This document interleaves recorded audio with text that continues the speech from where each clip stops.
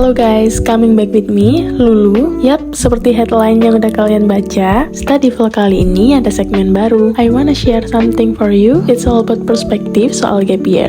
Kali ini aku gak cuma temenin kalian belajar bareng, tapi kalian juga bisa sambil dengerin kita saling sharing tentang apa bener gap year semenyeramkan itu. Dan yap, for your information, ini tahun pertama aku setelah ambil gap year setahun yang lalu. Kenapa aku memutuskan ambil gap year? Persoalan pertama tidak lain dan tidak bukan, aku ketolak SNBP. Kak, tapi kan masih ada SNBT. Dan ya, aku nggak ambil SNBT, tapi langsung memutuskan gap year setelah aku ketolak SNBP. Alasan aku langsung memutuskan ambil gap year, simple aja sih sebenarnya. I just want to find new experience, dan aku ngerasa butuh waktu buat istirahat sejenak dari belajar.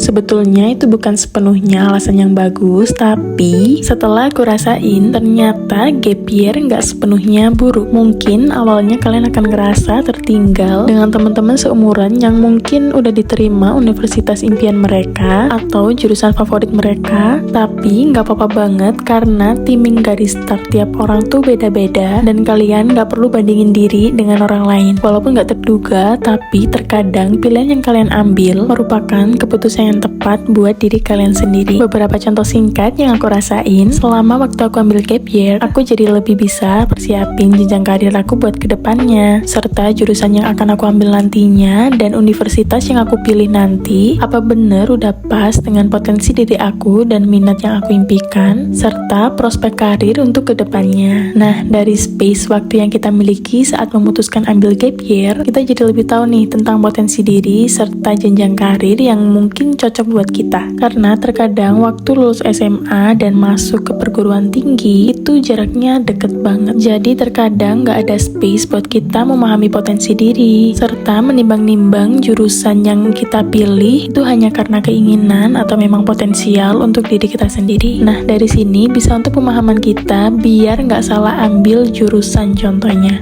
Nah, tapi tetap dari pengalaman aku selama gap year, kalian jangan terlalu berleha-leha. Tetap harus prioritasin persiapan buat masuk perguruan tinggi di tahun depan. Sometimes mungkin ada di mana kita terpikir, Tahun depan kan masih lama, masih punya banyak waktu buat belajar. ya, terkadang hal seperti itu yang ngebuat kita terlarut dalam waktu karena menunda-nunda sampai akhirnya waktu udah deket baru mulai belajar.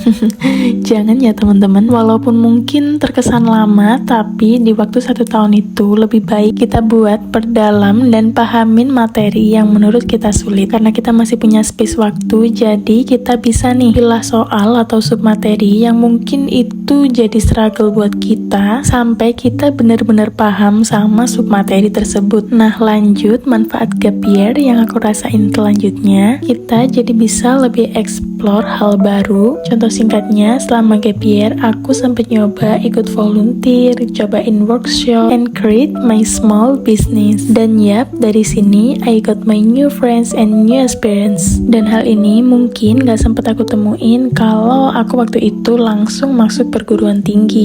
Yap, mungkin ini gak sepenuhnya relate. Aku gak nyesel ambil keputusan buat pilih gap year. Setelah aku rasain, ternyata hal ini jadi bagian inspiratif buat perjalanan hidup aku. Dan fakta selanjutnya, kalau gap year tuh gak sepenuhnya buruk adalah, percaya gak percaya, saat-saat gap year, mental kalian tuh akan dibentuk jauh lebih kuat. Terkadang dari sini, kalian tuh bisa jadi sosok yang lebih baik dan gak pantang menyerah. Karena kalau kalian udah yakin dengan keputusan yang udah kalian ambil, serta proses sedikit demi sedikit yang udah kalian pupuk, percaya deh, dengan hanya sekedar omongan orang lain gak akan bikin kalian goyah. Karena bagaimanapun yang paham dan tahu dengan potensi diri kalian itu hanyalah kalian sendiri. Jadi selagi kalian sanggup dan enjoy ngejalaninnya, why not? Ya, mungkin saat baru ada di fase gap year, beberapa orang akan tanya gimana jalan karir kalian ke depannya. Tapi yang terpenting, semua pertanyaan itu akan berlalu dan mengalir seperti air. Jadi nggak perlu khawatir ya guys. Kalau kamu yakin dengan keputusan yang udah kamu ambil, so jalanin aja. Karena pilihan hidupmu itu hak kamu. Yap, mungkin segini dulu sharing-sharing di segmen kali ini. Kalau kalian punya pendapat lain, bisa banget kita lanjut sharing-sharing di kolom komentar. Dan kalau kalian suka dengan segmen Study With Me with Story of Gap Year Journey, komen lanjut di kolom komentar ya. Nanti aku akan buat di episode 2. See you guys on my next video. Stay tuned!